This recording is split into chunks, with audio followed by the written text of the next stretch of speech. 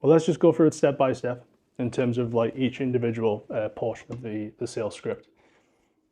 Your opener, I think, is quite long in terms of like your rapport building part.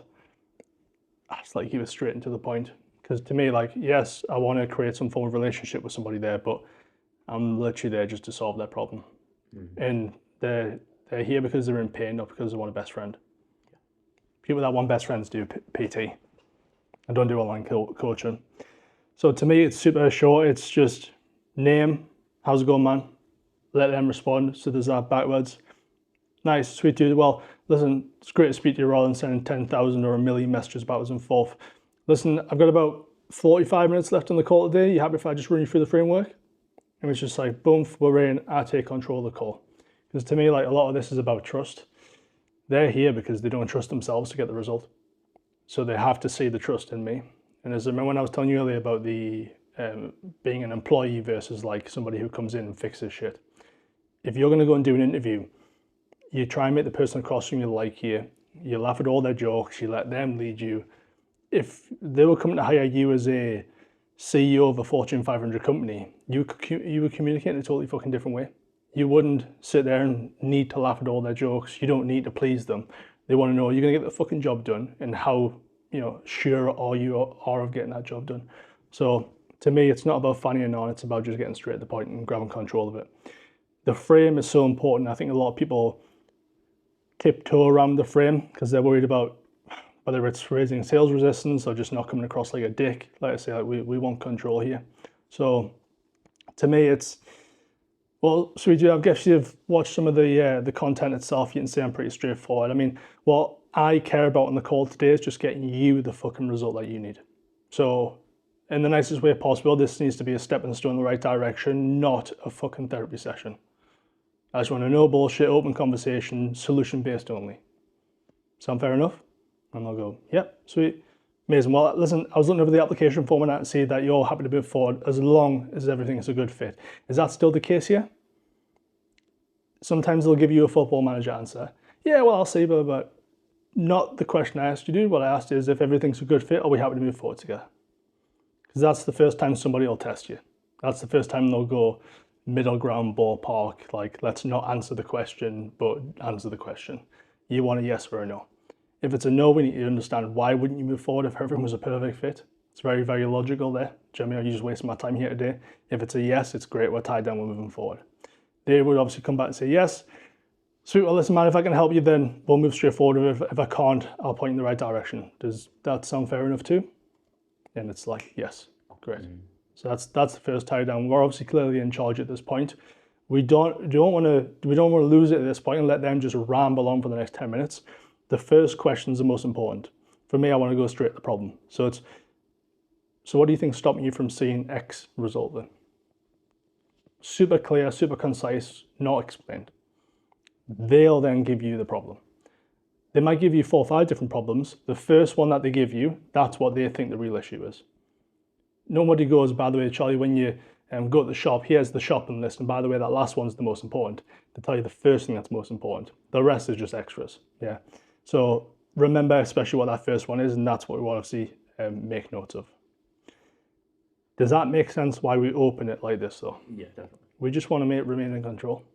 Do you know what I mean? There's no... I've had it when people have rambled on for you lose them. I've also had it when I've not followed a script and I've not framed the call. So then it kind of just becomes this back and forth of me asking some questions, not sure which ones I've asked and haven't asked. And then you see my notes. The way I took control of it, one of the biggest reasons why I had a lass in America, and I just left it way too open of a question for her at the very, very start. And she must have spoke 12 minutes, 30 minutes. And I had to say to her, I said, I think she's called Kaylee or something. I was like, Kaylee, just sorry to butt in.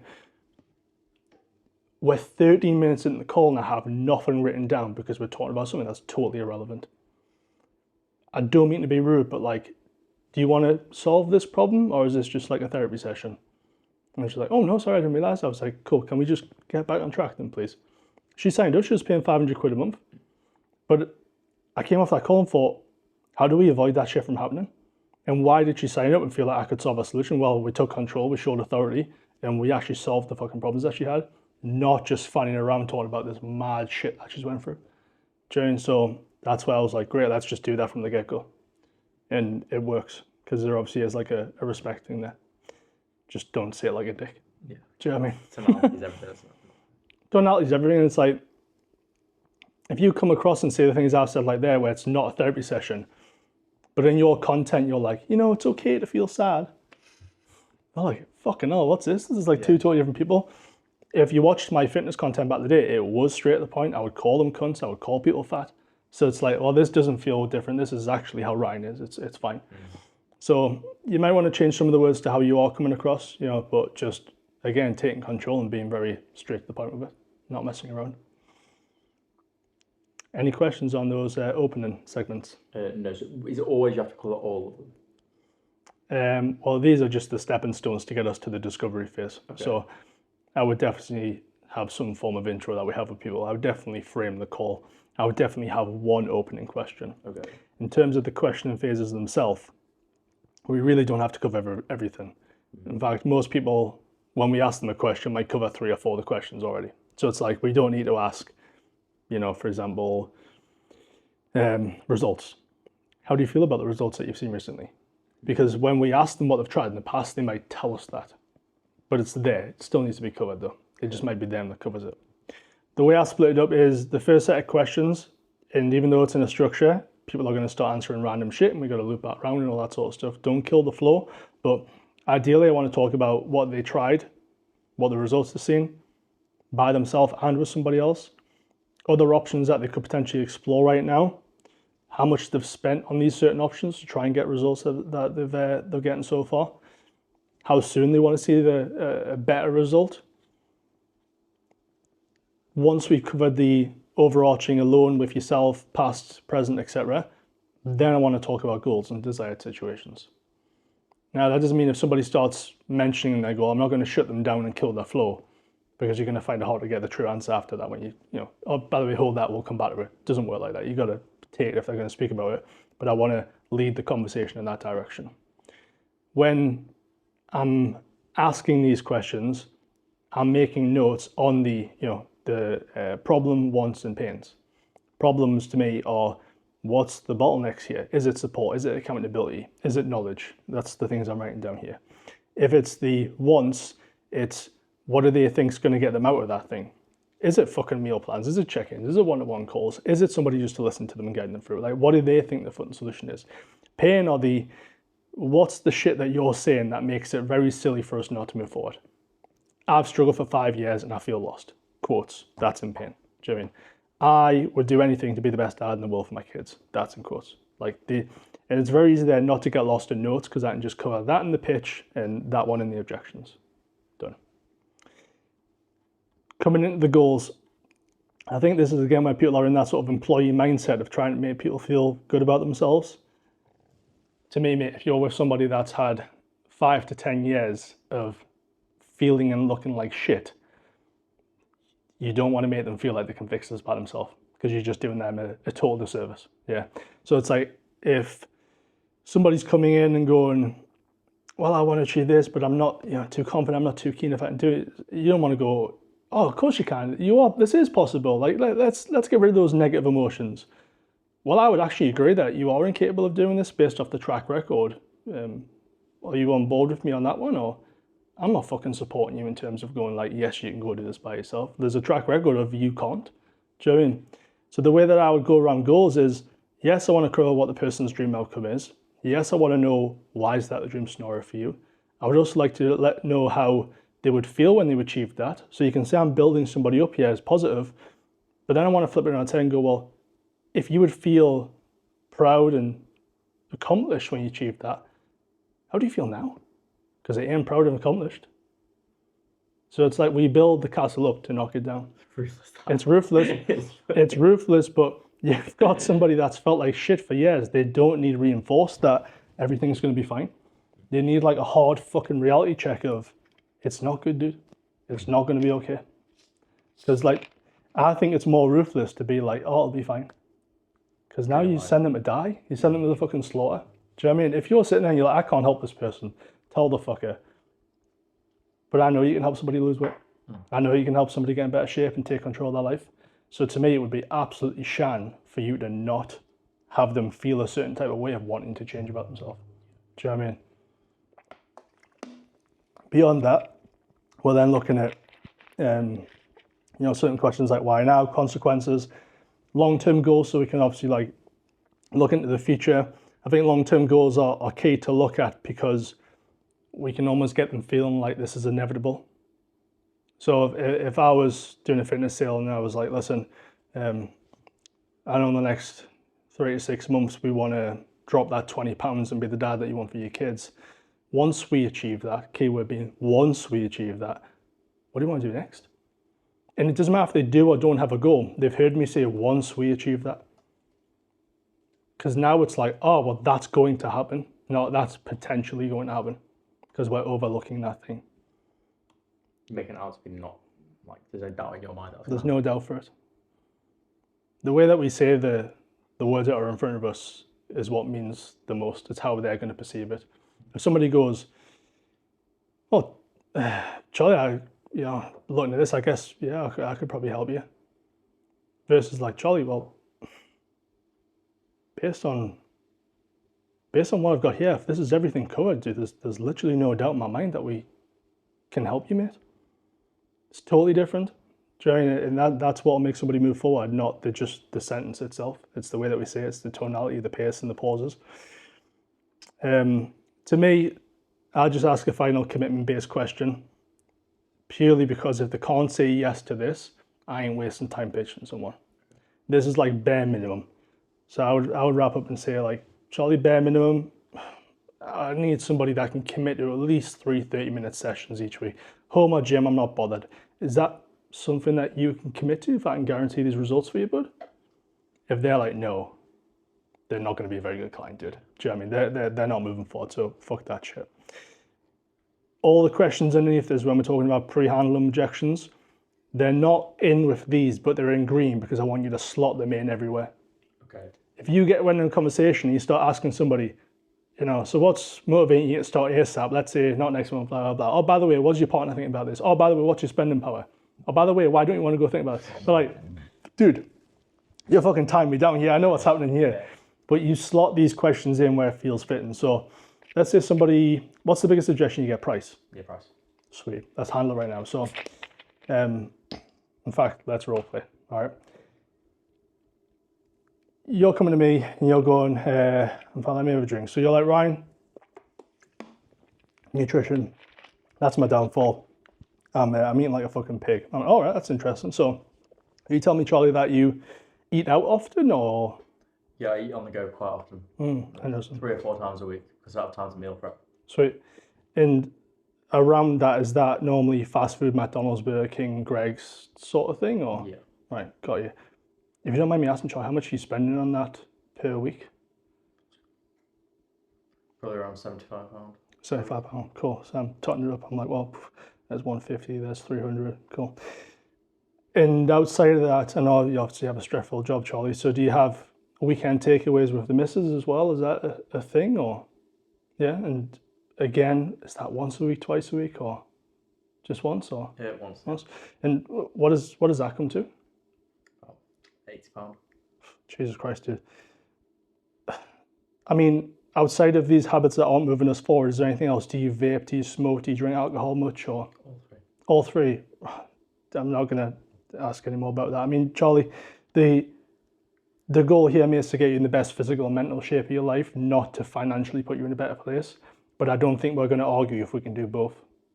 Would you agree? Yeah, I agree. Amazing.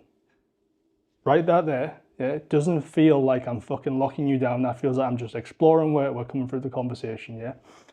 To me, if we get to the end of this conversation, I've pitched you, we came through, I'm now going to price drop you. I don't want to just go, by the way, Charlie, the program's X to Y. Because you're going to go, well, think about it, I'm not too sure. I need to incorporate everything that we've just went through there. So I'm going to say something along the lines of, well, Charlie, I mean, you're in a pretty awesome situation here, dude. If you do cut back on the smoking, the vaping, the eating out, the takeaways, I mean, you'll probably save about 500 to 600 quid each month. Now, this program's only 3 months and it's only 200 a month. So per month, dude, you'll save about 200 to 300 quid. but on top of that, you'll also be in the best shape of your life, physically and mentally. How does that sound to you? That's pretty good. Sounds pretty good. Sweet, I would agree. Well, I mean, there's two options in Charlie. You can either take this monthly, like I mentioned, it's $200 a month, or if you want to pay it off in full, it's $997 for 6 months. Which one works better for you today? 997 up. That's cool. And how would you like to move forward with that? Would you like to do Apple Pay, credit, or debit? Would I be able to have a think about that and come back to you tomorrow? Come on. No. That's when we would go into the hard hitting closing questions. Yeah. If you want to role play that, it's a case of course you can do it, Charlie. I mean, you could come back in 3 years and I'm probably still going to be here. My curiosity would be around what's the main thing to think about. Go for it. I need to see if my girlfriend's going to be on board with it. Cool. Let's explore that, Charlie. So, I mean, worst case scenario is not what happens there. Do we stay in the position that we are and accept that we'll look like this for the rest of our life, or? Yeah, she maybe sack me off. She'll sack you off. Cool. So, I mean, let's just put it in black and white, Charlie. What's the value of the relationship for you, dude? Is this someone that you spend, or you say you spend the rest of your life with, and you would like to do that, or is this something that you're open to risk? Spend the rest of my life with her. Awesome. Would you say that the value of 997 is worth spending the rest of your life with the person that you love for? Yeah, absolutely. Awesome. Well, having said that, you've said that, Charlie, would you like to move forward today? Absolutely. Amazing. Cool. So, like, Yeah, we'll come to objection handling in a second, but it's very hard for somebody to say no financially when you save them money. Most fitness coaches don't think about that. They think, how much am I costing this person? What's the investment, etc. When we fucking save somebody money, it's like, well, why wouldn't we be able to invest in this? I've never heard it reframed that way before, but it makes so much sense. Yeah. Because I know for sure I could have used that on like 3 or 4 goals now, and I haven't, and I've lost them. There you go. That's it. If you'd have said, yeah, I'll have to check finances, and I'll go, oh God, we're having to check finances on saving £300 a month. Do you not want to save £300 a month? Of course I do. Well, communicate with me, Charlie. What's the main thing that's stopping us here, dude? It might be another objection. It might be a limiting belief. It might be a program he's not quite sure on what he's getting here. But we want to get rid of all the possible options for them to do that. So that's the point of these questions. If you don't ask one of these ones, that will be the objection. So if you don't cover the price and stuff, they'll give you a price objection. If you don't cover the time objection, they'll give you that. If you don't cover the think about it, if you don't cover the partner, think about that. Yeah, so for example, we got to the end of that, and let's say hypothetically, we haven't covered the partner objection. Like we hadn't. I couldn't just go to you, oh, that's interesting, Charlie. Can I just repeat back something that you said about 10 minutes ago? If we'd went through the whole thing, I wouldn't have had to think on my feet and objection handling you quick and tie you down into something, because I basically hard closed you there. Yeah. I made you feel a certain type of way that you're like, fuck, I got to move forward now. You don't really want to do that with people.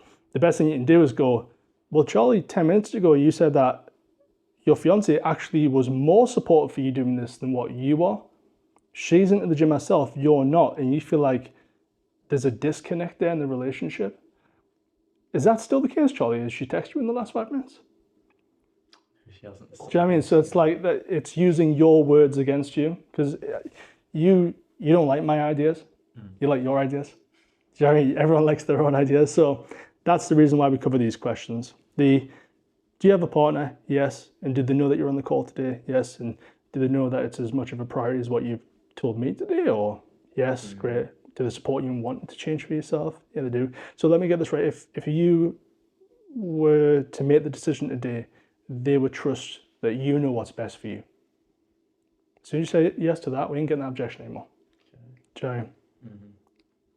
Same thing with the think about it. Personally, I think when it comes to think about it, if it's a true think about it objection, normally think about it as a total smokescreen for commitment, time, whatever it is, money, whatever. If it's a true thinking about it objection, it's a mindset thing, and I have to go with a personality-based questioning. So it's like, I would say something along the lines of, let's say earlier in the script we're talking about, Charlie, how long have you felt that way for then? Well, I've felt that way for the last 3 years, really. Dude, that's a long time. I mean, within those 3 years, how long have you not only felt that way, but also been saying that you're going to do something about it? Probably a good 2.5 years of that. I mean, let's say that everything is a good fit today then, Charlie. Is there any reason why you wouldn't make that change? Is there any reason why you wouldn't step into the new and better you? No, dude, that's what I want to do. That's why I'm on the call for. So let me get this right. Even though you've been saying it for the last 2 to 3 years, as long as everything is a good fit today, and financially it obviously makes sense, I'm not trying to, take you to the cleaners, you're happy to move forward on yourself and take that action. Yeah, great. Yes, I'm writing down, yes. Like, Charlie, you said yes. Like, what's fucking changed? That's why I'll come out at the very end of it. But we just have to cover these questions, because if they're not, that's the first thing that's going to come up. Okay. Do you know what I mean? And then after you've covered all of these, is it possible for there to be another form of Objection. objection? What, like they've just died in front of you or something? No, I don't know. I'm guessing there's more than 4 objections possible. Name me another one. Off the back of that, I don't think I could. There's not? I know there's that guy, he sent me that Joe Markey, that guy. He had like a 29 objections you're going to hear.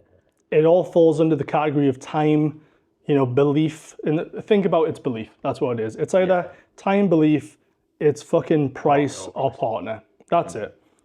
Anything else is a total little smokescreen, and I will literally call you bullshit on it. So if somebody's like, I don't have my wallet with me right now, I'm like, that's not true, dude. Like, let's not play this game. I've shown you respect throughout the whole call. Show me some respect. We have a way of paying for this. Is price the problem? Crush it. Go on. Because it's bullshit, man. It's fun. To me, it's rude. I wouldn't say, if you were selling me something, Charlie, and I couldn't move forward on it, my wife was going to fucking kick my ass if I made a decision without her, I'm not going to tell you something like, I don't have my wallet. Oh, by the way, I transferred all my money into crypto. Do you know what I mean? Like some fucking wild shit. I'd be like, no, dude, we're not going down that alley. As soon as you shut that shit down instantly, and by the way, you can because you've maintained authority throughout the whole call. It's not like you've been a nice guy and then you've went, fuck you. Because people don't like that shit. Yeah, I've had one before which he ended up paying me when I got off the call, but he didn't on the call close. He basically said, I've got some money in stocks and shares, so I need to get it out. I can't get it out instantly. It's like a 3-hour access thing. Cool. And then you kind of let him go off the call. You trust on that? I would ask somebody 3 times. Okay. Because it's really hard to commit to a lie 3 times. It's really easy to say it once. So if we're coming on the back end of that, I would have said to the guy, like what you've just said there, stocks and shares don't have access to, but I 100% want to do that. I would say, are you definitely sure that you will want to do this? It's purely just moving that money over. Yes. Are you positive about that? Yes. So you're committing to moving forward as long as you've done that? Yes. As soon as I get that 3rd yes, I'm like, cool, I'll take the calculated guess that you're telling the truth here and not that you're an amazing liar. Most people, by the 3rd one, if it's not true, they'll chink. It'll be like and you're like, cool, well, you bullshit me right now, dude. Let's have a proper chat. What's the issue? Do you not have the money? If you don't, I don't want to fucking sell you. But is there something else? Ask somebody 3 times before you let them go. If they say yes, yes, yes, and it's totally confidence, they're probably telling the truth. I've had a way of people say the partner, like, yeah, they're 100% supporters. Normally the older generation, but we always double check with each other. We always run her through it. I 100% want to do this. She does support me. It's not a case of going away and asking her, can I do this? It's going away and going, hey, I've had this conversation. Before I put that first pound down, I'm just letting you know about it. It's a peer respect thing. I'm like, cool. You're 100% certain that's what it is? Yes, 100% certain. That you definitely want to move forward. Just need to go have that conversation. And it's not for permission. It's just to let them know on top of it. And you purely can't put any money down today. Yes. Like, cool. Right. We've been through it 3 times. Done. Go. To me, that's when it's like, I believe you. It's trust. But double check 3 times. Most people can if you've asked these questions before. Especially if you've got the authority. I think when you haven't got the authority, it's really hard to ask these kind of hard questions. Because then it's just like, you can see they're trying to get off the call. And it's sort of like, I've got to go. Sort of like. Yeah. Well, that's it. It's like, that's why we set it up in a way where like you're in control. So there's like, this is like an analogy I came up with for someone not too long ago. It's like,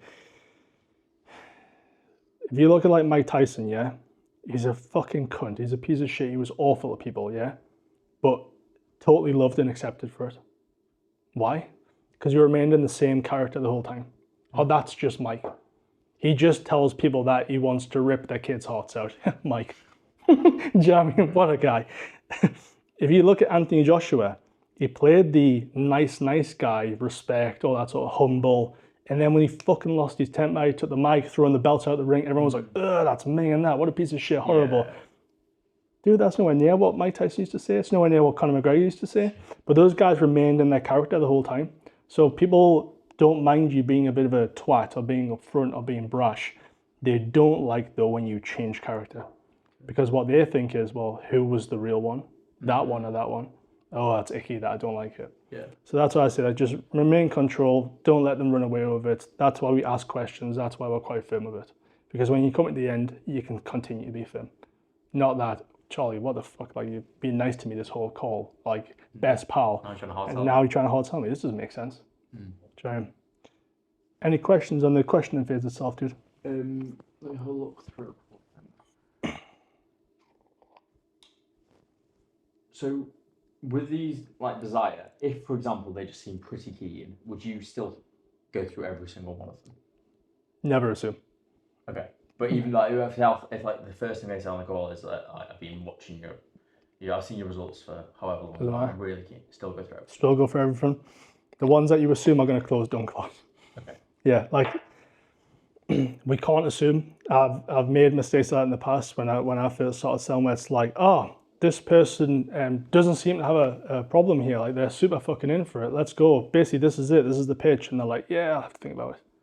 Oh, no, motherfucker. Like, I wish I'd covered that. And you can't really go what exactly you've got to think about because actually I've No, gone we're off done script. now. We're away. Do you know what I mean? It's too late. We're past that point. We haven't covered it earlier. It's like playing poker. It's like you have the power when nobody can see your hand. As soon as they see your hand, it's their game to win. But if they've already answered all the questions and give you exactly what you You have all the power because unlike poker, they don't know the price and the program right now. That's what your hand is. So I can ask you difficult questions now and get true answers.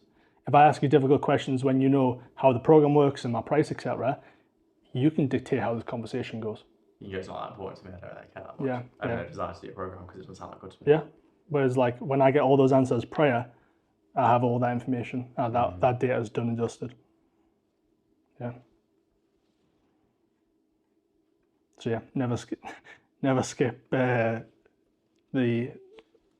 musts, the questions that are in there. The easiest way to know if you covered everything, if you're looking at your notes, and I would generally start writing your notes, because to me, if I'm on a call with somebody and I've got notes here, like I don't know, it's like you're typing away, your eyes are moving and stuff.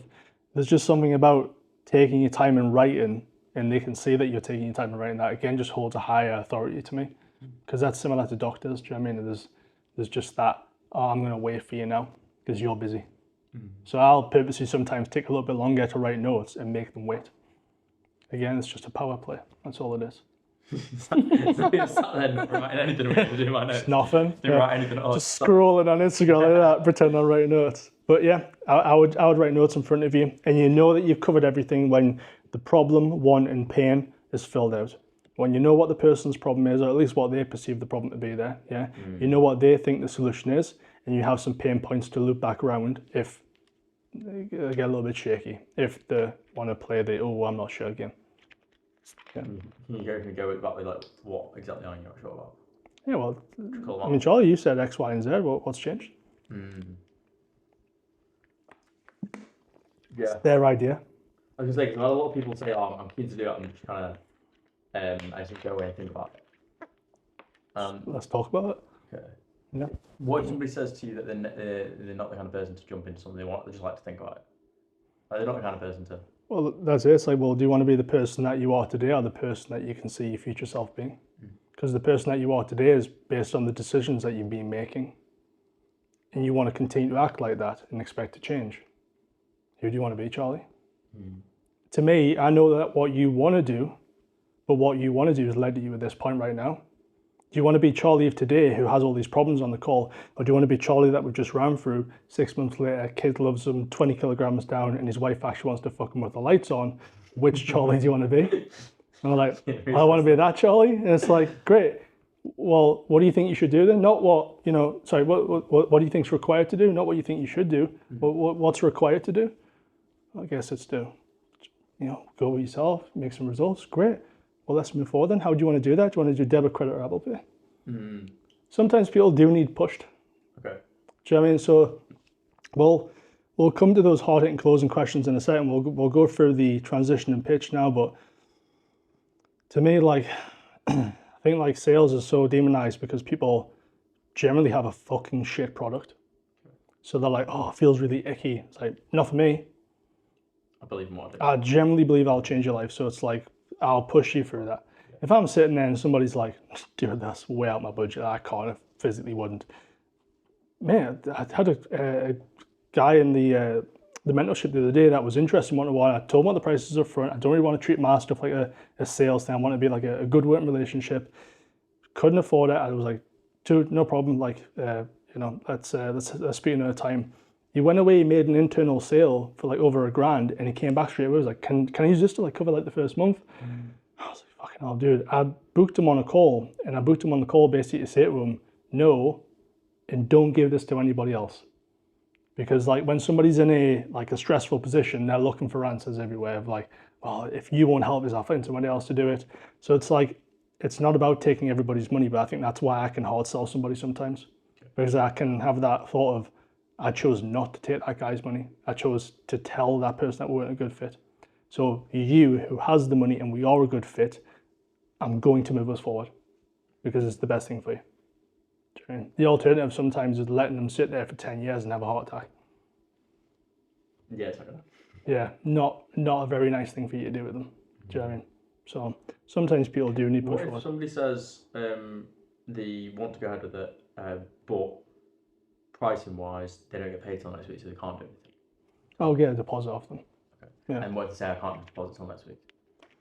You call it that? Bullshit, isn't it? Yeah. Do you know I what was I gonna mean? say I had that with somebody, and he was like, again, I can't do that until next week, but I'm happy to. I was like, all right, so how about we book in another call for next week at the exact same time? We'll go through the questionnaire together so that like we can get off to a flying start, because I know that like I bet then they said something what he said back to me, which was being named in his family Quickly Hips because he's got big hips. So I basically used that as like, I was like, because you don't want you getting called that for the rest of your life, do it? And then he was like, yeah, okay, let's get a call booked in for next week, and then he's never showed it up to it. Yeah. Very, very worst case scenario, if we can't even put deposit down, I'm taking your car deals and I'm setting up a recurring payment for when you get paid. At least there's some commitment there. And if you're not willing to do that, you're really not, you're lying to me. We're not moving forward. I don't mind people telling me no. No is fine. Maybe think about all that sort of shit. That's crap. That's bullshit. You give me the truth. It's just, let's talk about it. Let's have a conversation. With those kind of things, how do you set up on Stripe? Is it on the portal? You can set up a recurring payment for the future. Yeah. Well, it's easy in Stripe. You just go in customers, and then you choose subscription, and then just change the payment to a different day. So you just take the person's long card number, expiry, CVC, and set it up for 10 days time, 20 days time, whatever it might be. So you would like subscription there and create one. No, so like you would go into customer.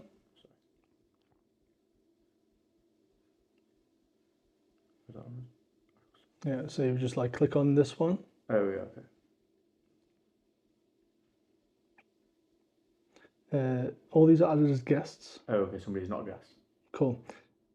Any of these? No, because there's no payment details saved for them. So I think like one of the first videos in the portal is when you're setting up your payment links, there's a box on the bottom left hand side that basically if you tick that, it saves their card details. Okay. So whenever anyone pays something, you have to save their card details because that's where you can go into their account and set them up as that. Okay, so I just need to change the setting so these people couldn't do it as a guest anymore. No.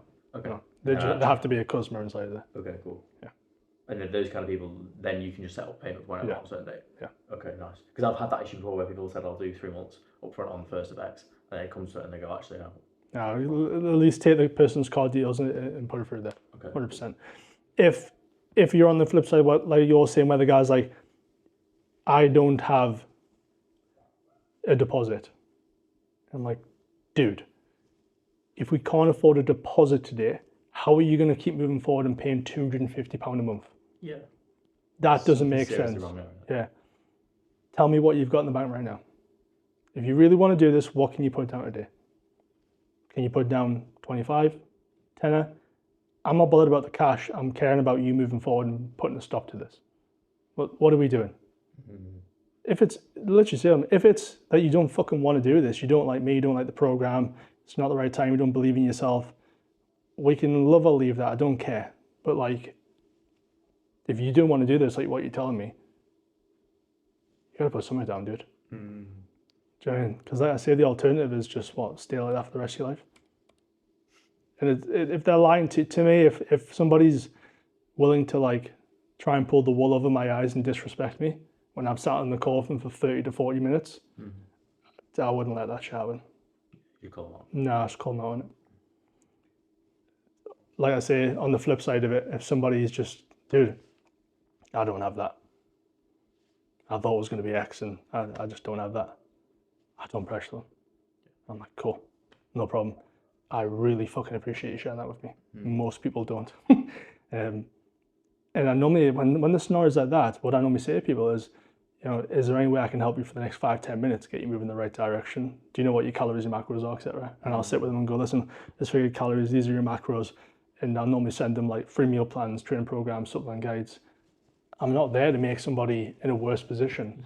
I'm trying to put somebody in the best position possible. And sometimes that isn't moving forward with us, but a lot of people it is, but they just need pushed. Do you know what I mean? So as long as your ethics are in the right place and like your morals are aligned, there's nothing wrong with pushing somebody forward. It's when you're not ethically aligned and you're pushing people forward that shouldn't be moving forward. Yeah, because it's not fair on them. It's not fair on them. It's bullshit. Do you know what I mean? But yeah, let's go into the transition then. So the temp check itself, we just want to be as smooth as possible. So I'll say something on the lines of, so I'm guessing you've seen the transformations and testimonials. And we go, yeah, I've seen X, I've seen Y, I've seen Z. Great. And I mean, based off what you've seen, do you think that we can get you a similar result? Yeah, I do agree. And why do you think that?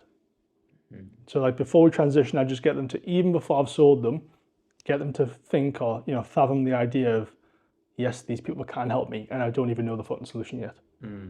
So it's like, Charlie, why do you think I can help you? Well, I've spoken to Kevin, he's fucking crushing it. I've seen your Instagram, I've seen this, seen that. I'm like, cool. I barely even need to pitch you now. Yeah. I know how sold you are now. So I just need to go bang, bang, bang. Yes, we're moving forward done. Let's sort out a few logistical things. After we've temp checked, I think it's really important to repeat back what the person said, especially when we're dealing with Gen Pop and fitness, because 9 times out of 10, you've got somebody that's in front of you that doesn't feel understood, doesn't feel listened to. They don't have a lot of communication with people. Are you looking for that? Yeah. Just scroll up. So, you're right.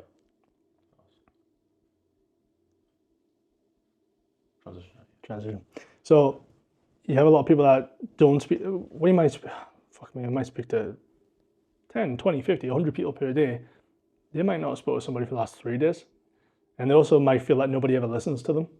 So there's a book called Never Split the Difference. Have you read it or heard of it? So it's by a hostage negotiator in New York. And he talks about regurgitating back the information that the, you know, terrorists, whatever, tells them. So instead of being like, yep, got that, cheers, bye. They don't feel understood at that point. If you go, what's that? So an 18-inch pepperoni pizza, 10 of them, I'll get that done for you. And a private jet on the runway to Barbados, enough, yep, I'll make sure there's enough fuel there for you. Like, Jerry, like, the fucking terrorists in there going, I fucking getting listened to, yeah, this is good, nice. No, did you get that? Like, oh, fucking, I'm gonna shoot this fucking, Jerry, like, Yeah. People want to feel listened to. That's obviously an extreme example. But if you do this on a call and you have the things here. So Charlie, let me just review what I've got here, because if I've missed anything off, I really want to get it added. The first thing that we covered was we want X, Y, and Z. So that we can feel X, Y, and Z and stop blah, blah, blah. Beyond that, you think the core problems are boom, boom, boom. And the ways that you'd like to solve them is X, Y, and Z. A couple of other things that you mentioned, it's been 5 years, you feel like X, your kids tell you this, and the wife said that. Have I missed anything there, Charlie? Is that everything? And people's faces go, holy fucking shit, dude, no, that was everything. And normally I'll make a joke and be like, yeah, it's almost like this is my job. So based on that, Charlie, the good thing is that I know for a fact I can help you, without a doubt. Not from feelings, oh dude, but from the fact that we've helped hundreds of guys just like you achieve this result. And then it's like, boom, that's it. There's the certainty, we're in for it. There's a bit of facts behind it. Like, I'm trusting you now, I'm listening. That's when we go to the pitch. Now, the pitch like we'd set it out, you had 5 pillars, we now have 3. People like 3s, but also we don't want to spend 10, 15 minutes pitching someone, because it's like when somebody gives you a laundry list of things, you're like, what did they say first? You want to be like, boom, boom, boom, problem solved, yeah. So to me, we always want to repeat the problem first. And I honestly like to take like a long breath before I go into this, because like you have all the control here. You've literally just said to them, I can solve this based off doing this 101 fucking times. And they're like thinking, thank fuck. Because you've just brought them down, it's all their struggles, all their pains, how they're feeling now. This guy's got the solution. What is it? I would then just take a huge breath and go,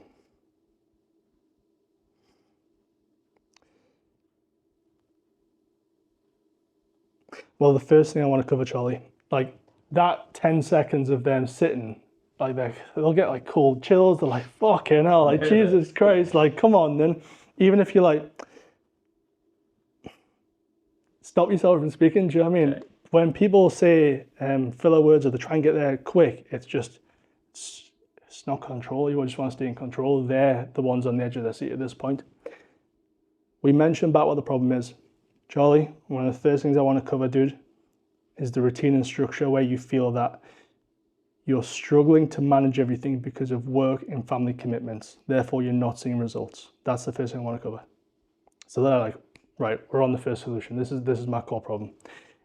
And the way I want to pitch somebody, I want to say, what I do so that you can without. Bear in mind what I've just said. Charlie, what I do is I just do it all for you. So when it comes to the training, the nutrition, the lifestyle, the habits, I'm going to take control and map that all out for you so that you can see the results you want without losing time with family. Solved their fucking problem. Done. It's super concise. One sentence. Done. Solved. And you say it with confidence and you don't go because and why and this and this and that. It's just whoosh. Done. We then just confirm 3 times. Would you always do the story? I use the storytelling if somebody's confused or they don't get it or they want more of an explanation. Okay. Yeah. So if somebody goes, that sounds fantastic, but what does that look like, blah, blah, blah, I'll then go, well, it's a bit like blah, blah, blah. Maybe I'll chuck in a feature there. What most coaches do is they go, features. Yeah, I was going to say, I think I wouldn't. You mentioned X, Y, and Z, blah, blah. So what I'll do is I'll give you a training program, a nutrition plan, and this, and this, and this. And normally a step target's good as well, so I'll put a step target in. Oh, and by the way, it's on a fucking app, isn't that fucking cool? Don't care. Yeah. Do you know what I mean? Don't care at all. It's like if, I've sold 500-600 quid a month fitness coaching programs, and it's just one sentence. It's like if you're running that Fortune 500 company and the coder comes in and goes, well, you know what we'll do is this and this, and I also code on Python and all these other things, and just shut the fuck up. Shut the fuck up. If he's coming in, he's like, yeah, I can see what the problem is. I'm going to use Python to code that. I should have that done within 24 hours. If I have a problem, I'm going to come back to you with it. You're going to go, that's the man. Confidence, like total self-assurance that he has the ability to fix this. Remember, they've got fuck all confidence in themselves. That's why they're on the call. If they thought they could fix it, they wouldn't be on the call.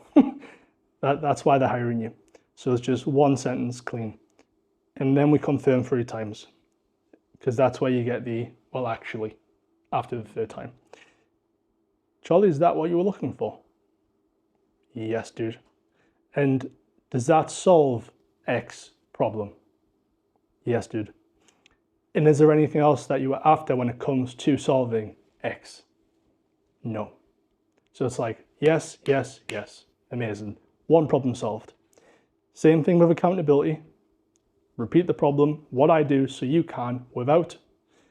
Is that what you're looking for? Does that solve problem? Is there anything else? Yes, yes, yes. Same for my knowledge. Bang, bang, bang, bang, bang. Even though we've confirmed on all 3 of the pillars, I want you to get a final one in as a complete solution. Charlie, I really feel like I've solved all the problems that are in front of us right now. So I've read that back. And Which one? that one. All right. What made you do my fucking head? That's what I'm gonna. So it's like, Charlie, I really feel like I've solved all the problems that we're facing right now. Do me a favor, you're all guy to read. On a scale of 1 to 10, 1 being you do my fucking head in, mate, and your breath fucking stinks. 10 being this is mint, and I really think we're actually going to solve this for the first time in a long time. Whereabouts are you there, mate? You want to make 1 like a personal attack, so they don't want to go to that one. But regardless of what they say, you ask them, well, why is that? If they say 1, 2, 3, 4, 5, 6, probably 7, you want to be like, oh, that hurt my feelings, but I feel like we kind of done all this. Maybe I'm hearing something different than, why are we a 1, 2, 3, 4, 5, 6, 7 and not a 10 or 11? And they'll go, well, it's this or it's that. And you go, oh, dude, well, that was just a miscommunication. We do check-ins. That's just a feature though, dude. That's just a vehicle to get us there. But yeah, we do check-ins, we do one-to-one calls, and we have touch points as well. Dude, there's that much support that I really don't need to run you through it all. And they're like, well, yeah, we're good. But that's why we check so many times. 3 checks on this one, 3 checks on this one, 3 checks on this one, and a final check. Because if you don't do that final check and there is something, well, you're going to go pitch somebody that doesn't want to fucking sign up because they think there's not something in there. It might just be a miscommunication. Regardless of what they say, though, we have to ask, why is that? And do you think that that is everything you need to hit your goals in? Because if they say 10, then you're getting confirmation. Yeah, but we also ask why. So they sell themselves onto it. Yeah, you got to sell themselves into it. So it's 10. Well, nice one, dude. I mean, that's the 5th 10 of today, but the last guy did give me an 11. But why are you a 10 then, dude? I agree. I think this is amazing. But why are you a 10? And they're like, well, it's got this and this. It's actually more than what I thought it'd be. Great. Well, would you say this is everything you need to hit your goals then and get rid of the problems that we're facing? 100%. Great. Well, we ain't going to get a fucking program objection now. Because to me, if I've covered all the objections that we've pre-done, there's only 2 things that can go wrong at this point and they can say no for. Number 1 is potentially buying power, regardless of if we came through the price sort of stuff. They just can't, move forward because the cash isn't there in their account today. Or number 2, they just don't like the way they fucking do things, which is the program. But if we confirmed all of this, that ain't going to be the problem. Yeah. Can't come at the end and go, I'm not sure about the result. Charlie, I asked you, what's that? 3, 6. I asked you 10 times. Have I missed the communication point, or what's the issue here, dude? Which part of the program do you not think is going to get you a result? Which part of the program makes you feel like you're going to be different from the 700 other dudes that have been through this? Do you know what I mean? Like you're not really going to get that when you've covered that many times. So at that point, they've sold themselves into it. It's a complete solution to actually solve the problems that they're facing. By all means, if it's not, and it's not what they're looking for, that's obviously where the call ends. But as long as it is, that's where we come on the next steps. And like saying before, the next steps to me are killing, buyer's remorse, uncertainty, refunds. Once I give my money, what the fuck's happening here? Yeah, so next steps go. Well, Charlie, I'm glad that you were 10. Dude, I agree. I think that this will solve all the problems that we're currently facing. Now, let me just run you through the next steps. First off, we get immediate access to the app. We're booking your onboarding call, and then your program's ready by Monday. How does that sound? Any questions with those 3? And it's not long-winded. It's like boom, boom, boom. Immediate benefit, immediate benefit, immediate benefit. So it's like, when I pay this cash, I'm not going to be like sitting twiddling my thumbs for 7 days and thinking, fucking scam me. And it's like, cool, fantastic. And that's where we pitch, like what I said before. No questions, great. So Charlie, you're in a pretty awesome situation here. If you're going to cut back on X, Y, and Z, you'll save around X per month. The program's 3 months, and it's only X per month. Over the next... If they don't say anything about like saving X, Y, Z, like for example, if they don't smoke, drink, eat pretty healthy, don't buy food on the go. Well, they must have loads of money in the bank. Okay, yeah. Do you know, if someone's like... I've got like a really expensive hobby like golf. Come on. Do you know what I mean? It's like... Don't sound like a golfer. Yeah, that's where we talk about different pots, isn't it? Because it's like, to me, people have different budgets for different things. So let's say that let's go hypothetical. Let's say that we come through the price and stuff. They're not smoking, they're not drinking, they're not doing anything recreational that's fucking this progress up. Yeah, there's no bad habits there, but they do have golf. To me, that's entertainment. This isn't entertainment. This is growth. This is personal development. So what I would say is, listen, dude, most people have different budgets for different things. Right now, your budget for entertainment is outweighing your personal development and growth. What is more important to you? To hit a ball 300 yards right now, or to actually be able to fucking walk around the golf course without the fucking hoodie on? So when it's on a hot day, you can't take your top off. When you're at the beach with your kids, you can go out there confidently. You can't fuck your wife with the light off. Which one's more of a priority right now? Well, I guess that one. Great. So we're going to allocate some of the budget from entertainment over to personal development. Well, it would make sense, wouldn't it? Great. How much do you spend a month playing your golf? What does that look like? What can we cut back on? Like, can we make this work? Do you know what I mean? To me, if somebody doesn't have anything that they're wasting their money on that's not pushing them forward, they've either got enough money in the bank to invest in something, or if it's on entertainment, we should be reallocating budget.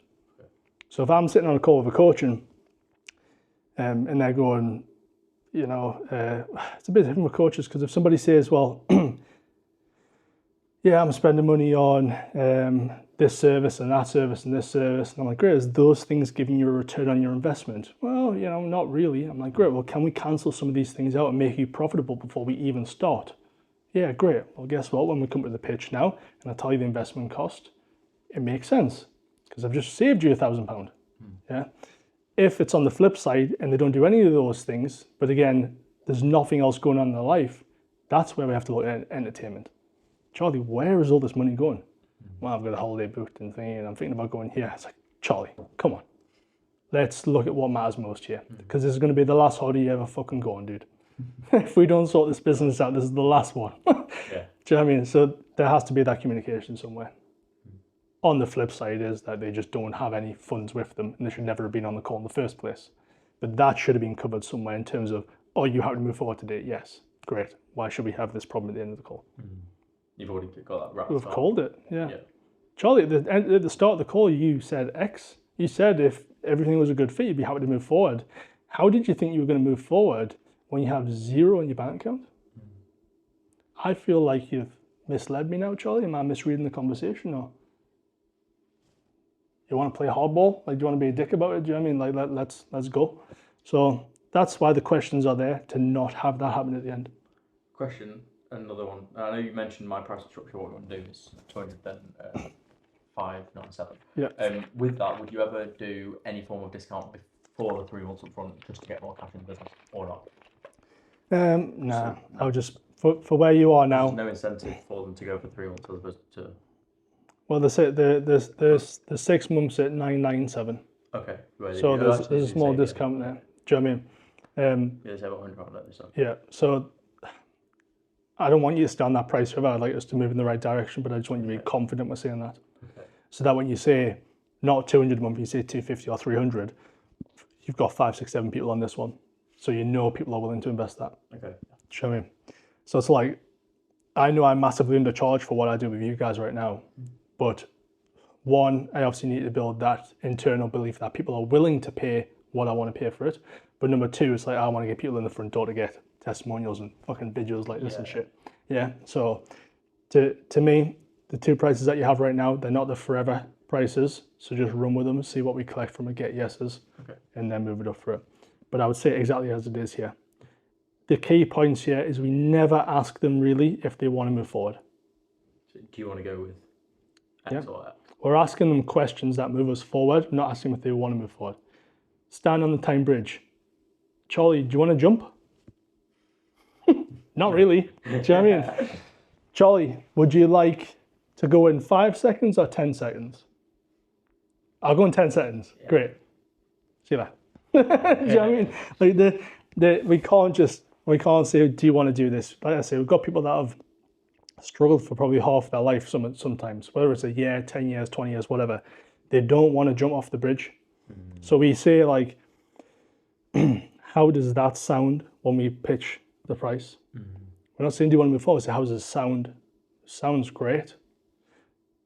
And which option would you like to go for? That one? What if How- they say, for example, how does that sound? They go, that sounds a bit expensive. Mhm. Then you still say, like, would you rather do X? I would say I would just talk about it. A lot of the objections is just talking to them. Mm-hmm. It's like, what are you hearing that I'm not hearing here? Why do we have different frames and opinions on the process here? So that sounds a bit expensive. I got you. I mean, what part's expensive for you, Charlie? Because I mean, like mentioned, you're going to save 300 quid a month by doing this. Mm-hmm. Are you telling me like what you're doing is now expensive? Have I misheard you, or I'm just like flipping about round? Because to me, how can you say it's expensive when I'm saving you 300 quid a month? What if somebody is, for example, spending like less than like the £300? Say it's like they're spending £150. Well, then Then you. from there you can go with the case study if you had to. Well, you could, but so I would say similar lines of like if they're spending 150 quid a month, and the coaching's 200. Let's just say that, yeah. So it's like, well, Charlie, you're in a pretty awesome situation here, because if you're going to cut back on X, Y, and Z, you're going to save about 150 quid a month. Now the program's just 200 a month, so you know over the next 3 months, you're not only going to be in the best physical and mental shape in your life. Realistically, with those cutbacks, it's only going to cost you about 50 quid a month to be able to do that. How does that sound? How does 50 quid a month, essentially, when you bring off those expenses, sound to change your life? I'm not, again, saying that you're paying 250. You know or not saying 200 in this scenario. You know it's 200. But I'm reframing, I'm focusing on the lower number. I'm focusing on the savings. I'm not talking on the investment. You know what the investment is, but I'm focusing on the benefit, the saving here. Regardless if it's 50 quid, 100 quid, £1,000 a month. There's got to be a saving there somewhere. Yeah. I mean, one of the clients that I had, I remember, again, when I sat down with him, he had a videographer that he was paying 300 quid a month for. So I had that down, and when he came at the very end, he was like, yeah, I have to think about it, a lot of money. I was like, £200 a month to double, triple, quadruple your business. That's a lot of money. He said, well, it's not £200 a month. I went, well, you'll pay me 500, but you're going to get rid of that videographer. So you're going to be saving 300. So realistically, financially wise, you're actually going to be only worse off by £200 a month. Do you think that's expensive to do the things that we're going to be doing here? So when you put it like that, not really. I don't want to talk about the big number. I want to talk about the smallest number possible. Yeah, so make it sound like it's literally like £50. Yeah, because everything's perspective. We're not like going to somebody, oh, by the way, it's 50 quid a month, and actually it's 200. Then we're going, it's 200, but with those savings, the difference is going to be this. And then you always, I notice you always say it's only. It's only savings. Do you know what I mean? We're not damaging here. We're making a smart choice. So, like I was saying on the back end, it's how does that sound? What works better today? And then that's the crucial one, that last one. Get that like ingrained in your head. Okay. How would you like to move forward? Debit, credit, or Apple Pay? And they'll tell you which one. Because what most people do, and that's not really go, and how would you want to move forward? And they'll leave it there. I don't want to leave it there. I want to give you the 3 solutions: debit, credit, or Apple Pay. No crypto. do you know what I mean? Actually, we've just started taking fucking Dogecoin. Do you know what I mean? Like, which one do you want to go for? But at that point, you mention at any point that you do accept Klarna, or would you? I would maybe. Well, have you got that set on your Stripe? Yeah. Yeah, you could definitely mention that in the paid in full one. So somewhere along the lines of, so there's 2 choices. You can either take a monthly, like I mentioned, if you pay it all off in one, which by the way you can lose Klarna for, so you would actually only pay it monthly, but I would get the total amount from Klarna. It would be X. So realistically for you, it'd be about 166 a month. Which one works better, the 166 a month for you or the 200? That's how I frame it was Klarna. Because again, they're going to go, oh, fuck, I'll take the Klarna, it's 166. You get the full 997, but they're on a monthly. That's totally cool. Yeah. So if I was using Klarna, I think the other thing with Klarna, though, I think it's split over 3 payments. I think you can do 4 sometimes, can't you? Okay, yeah, okay. And the other thing I was going to say is Klarna does take some money off me back at front, like my end even. So it took like 50 quid off for a £500 payment for me, or £40 off it. It's 10%. Is that what it's going to be? That's a lot, that. Yeah. I wouldn't do that then. Yeah, I was going to say, so that's why I did it for somebody already, and I was like, oh, actually, I kind of regret that already. It's So- like 40 quid.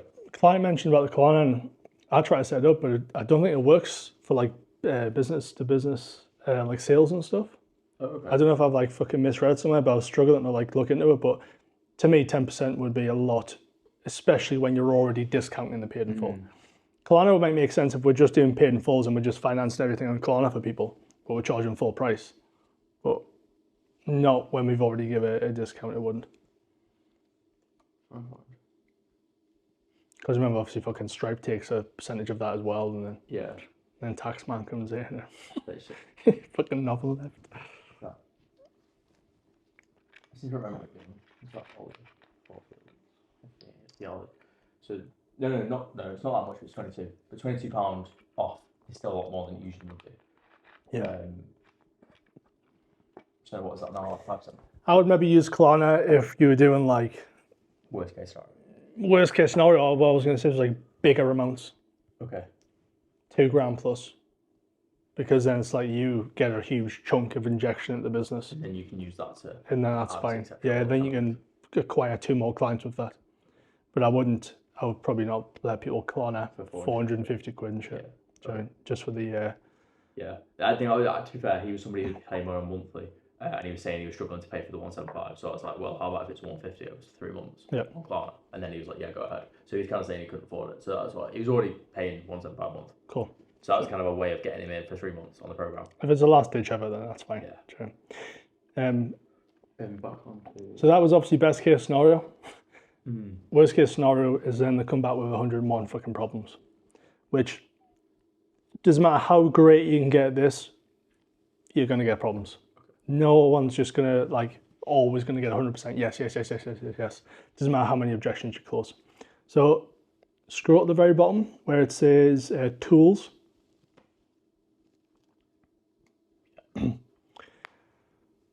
Tools, a bit like fucking tools and like a work belt. They only work for certain scenarios. Yeah. If somebody has a payment problem and we're pitching up front, a guarantee is not going to change that.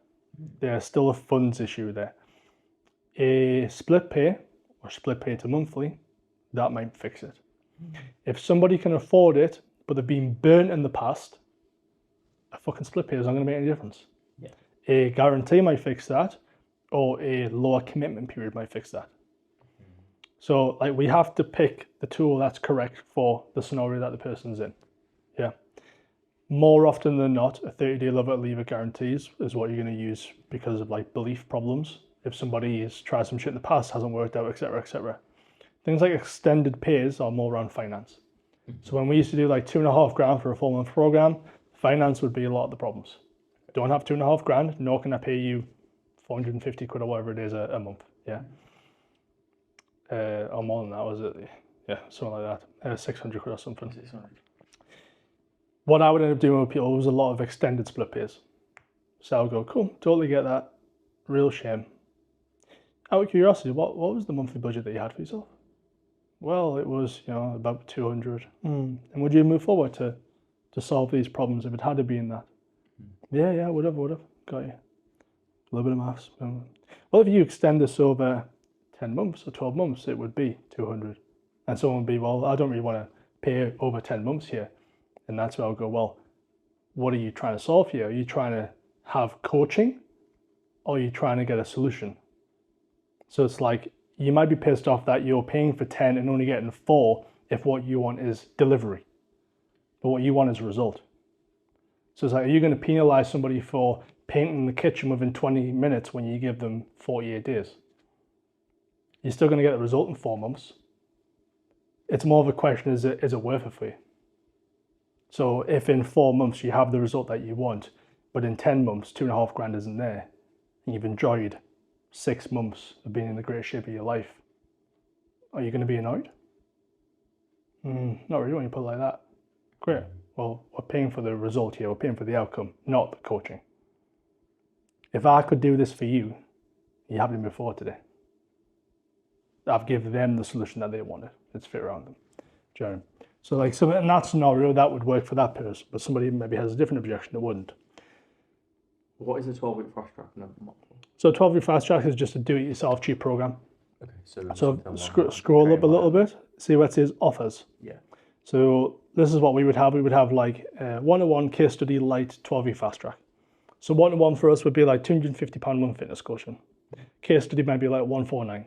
Light might be 129, and 12-week fast track is like 97 quid.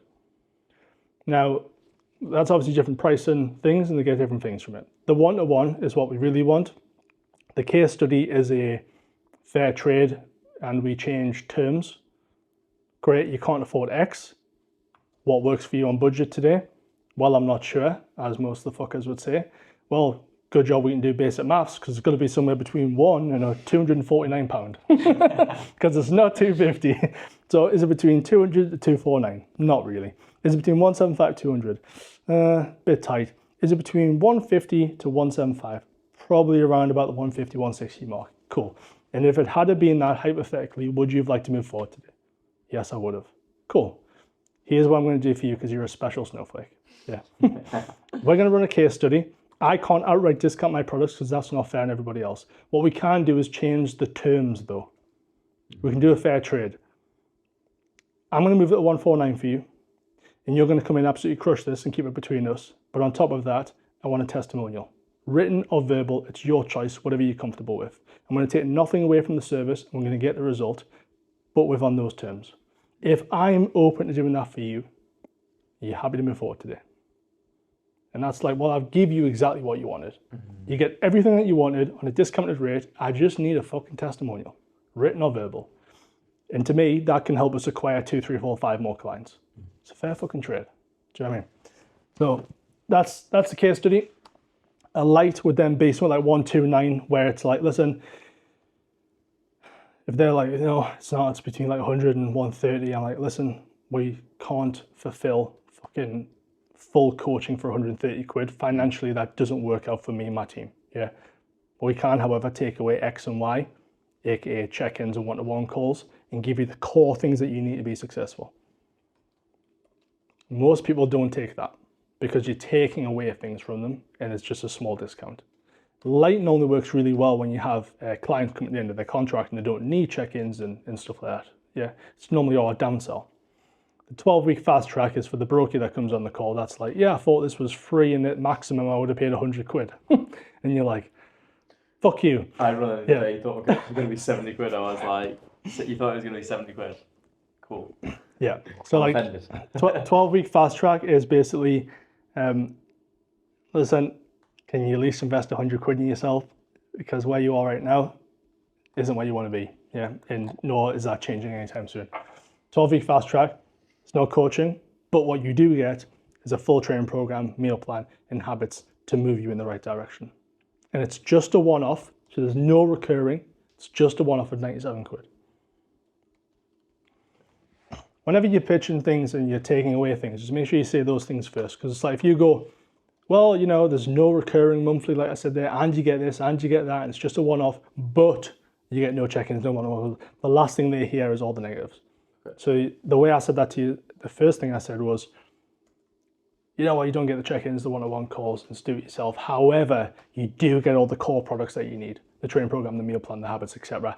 And it's not a monthly recurring payment. It's just a one-off of 97 quid. So the last thing you heard was positive. And that's purely just to see if I can get something. Revenue. Yeah. Goes. Well, the way I seen it was like, we're running ads. So the big thing for me was like, how much ad spend can we liquidate? If my CAC, customer acquisition cost, is 250, and I'm liquidating 20% of my ad spend, I'm spending 300 quid a day, I'm getting 60 quid every day back. It's nice if someone gives you 60 quid every day back, because I say to Vita, hey, this guy's just paid us 100 quid, create that program, it takes 5 minutes and sends it across. It's not bad. It's better than nothing. Yeah. It's not what we really want to fucking be selling, do you know what I mean? But it's let me see if we can collect something, liquidate the ad. A lot of the time with those kind of things, it is going to be quite generic anyway, isn't it?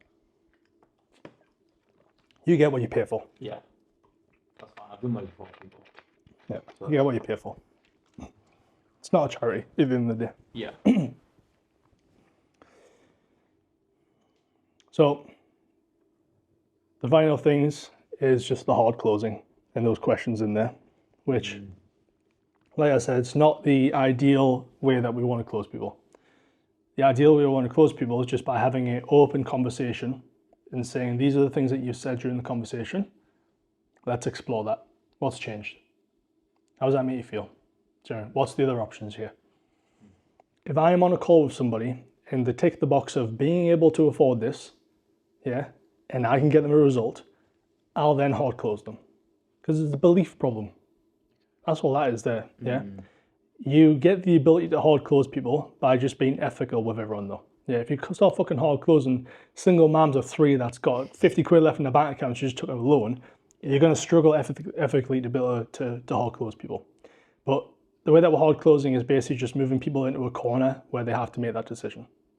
So, Ryan, I've done it to you before, purely because when we came in with you, like my partner, yeah, I was like, well, we haven't covered that question, so I don't have ammunition, so let me just fucking hard close you.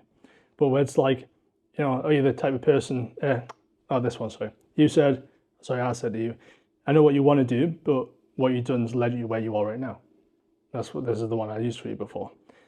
Knowing that if you want to change, you need to start thinking differently. What do you think you should do? What do you think future dream scenario Charlie would tell you to do? And then we'll go, well, you know, I should do this, this, this. And you go, and who do you want to be?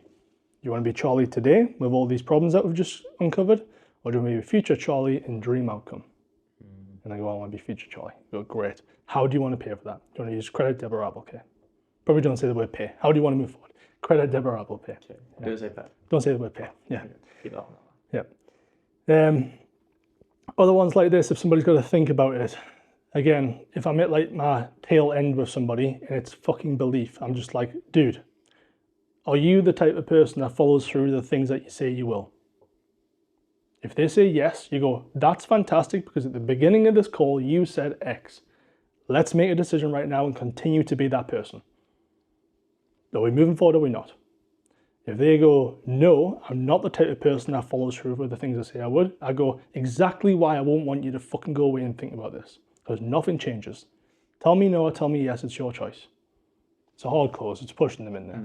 Yeah. If you give an answer though, at least. Yeah, it's there. They've, if you've committed to something verbally and now you're backing out of it, it's just, do my tits in. Do you know what I mean? Either don't lie or just be like fucking pick a side. And then that's the final one that I like to use a lot sometimes is if in next month you don't have amount, but you did have goal, would that be worth it for you? And they go, yes. And you go, well, why? Why the fuck would that be worth it for you? Well, because of X and Y and Z. So does it make sense for us to move forward then, based off what you've just said? Yes. So to me, those are just like 3 you can, you know, there's a bunch more I've used, but like those are just the 3 solid ones that I think that are pretty strong. Just, it's like using fucking force lightning, just use it sparingly. Do you know what I mean? Like, don't fucking go around zapping everyone. Do you know what I mean? I think also because obviously the people I'm getting in are people who like mutual friends / mutual friend groups, and it's just going to be awkward if I'm just sat there hard telling everyone that I know. It's like every single person in my hometown. Guy's a fucking savage. Don't call him. Don't go to call with him. You don't want to speak to him. But it's but if you set that at the start of the call, like I said at the beginning, where you tell them, listen, like Charlie, who you know is not the same Charlie I'm going to be on this call. Like I am 2 separate people. We're focused on solving a problem with you for today. So I might ask you some difficult questions. I might be a bit more upfront. Doesn't mean I'm not your friend after this though. Yeah. So like, let's just separate the 2. So you could ask a question like that. And when it comes down to it, like they have this belief, they don't want to move forward, they want to remain fat for the rest of their life.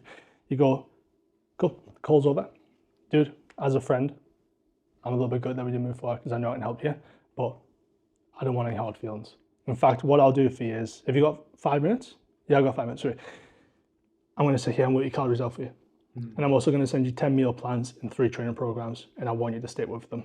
I don't want any money for them, they're completely free, you're my friend, but I want to see you start moving forward. And it's like, cool, no problems, mutual understanding, I've fucking helped you. And anytime that I had a sales call with somebody that didn't want to move forward, I would always help them. unless they were a fucking ball bag. Unless like they're lying to me and I can tell them and they're not coming around to it, I'll be like, cool, no problem, see you later. But if they go, dude, I just can't fucking move on, I can't afford it, I can't do this, can't do this, can't do this, I've generally thought it would be like, 50 quid, like, sorry dude, or I'm generally tied up in a bunch of debt and I probably shouldn't have jumped on the call. I'm not being like, yeah, bye, fuck you. I'm like, dude, I appreciate you sharing that. Yeah. But if you can afford it one day, you might come back to me if I do something good for you now. I'd much rather end on that high note with somebody. There's loads of times, even within like the business mentorship, I've generally jumped on a call with Kev. I jumped on a call with him, helped him out. He comes back around a year later. Yeah. Dude, I sent you these sheets that we filled out, the offer fulfillment and stuff. Yeah. I sent you these like a year and a half ago. And we've just sat and done them in person now. How funny is that? Do you know what I mean? So it's like... In terms about a year and a half ago, I was definitely working with somebody else. Yeah, so it was like, things come back around eventually. So it's like, why would I end anything on a bad relationship? Especially when I've done what I deem to be like the best thing for them.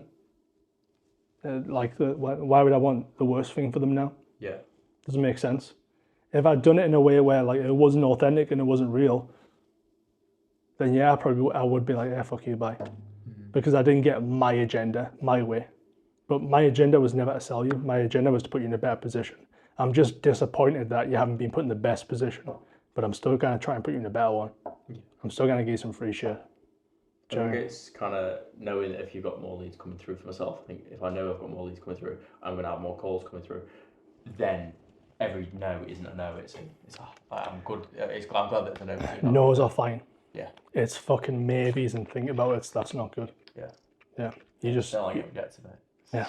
Fear of rejection. Yeah, fear of rejection. Just sit there and like, reject me. When my program's good. Yeah. It is, honestly. The sales aspect, you just got practice. It's practice. Reps, isn't it? It's reps, but listen, same bit, in review. That's what most people don't do. So it's like, a lot of the clients I work with, they're in a very short space of time, they're getting way better at sales. They don't get better at sales by just practice. They get better by sending the video of me going, you fucking moron, what the hell was that? Don't say this, don't say that, say this instead. And they go, yeah, thanks. Because people can have 1,000 fucking sales calls, and it doesn't mean they're going to get better because they're repeating all the fucking bad shit. They're actually making themselves worse and worse and worse because they're doing the same thing again and again and again. And you raise a habit, which is boring. Yeah, you could do 10 sales calls, review every single one of them, get better, and by the fucking 11th one, you could be absolute savage where you would nowhere have been after the 1,000th one of not reviewing it. It's like football teams, they don't just fucking sit and watch their replay and go, yeah, nice one. They're like, analyze it and go, why were you back there? When the team were pressing, why wouldn't you come with us? Do you know what I mean? So it's about reviewing and then actually putting that shit into practice. And that's where the progress is. Mint. Any other questions on this? Not at all, mate, no. Sweet. Need to get to work, get some calls booked. And do it. I think I've got one on Monday. But I'm trying to get one before then if I can. Sweet. I'm going to plug a 2-step onto this video. If you would like the whole sales script that we've just ran through, it's pretty fucking good. Just drop me a message on Instagram with the word sale and I'll send it straight across. There you go. 2-step done. That's in the background on the phone.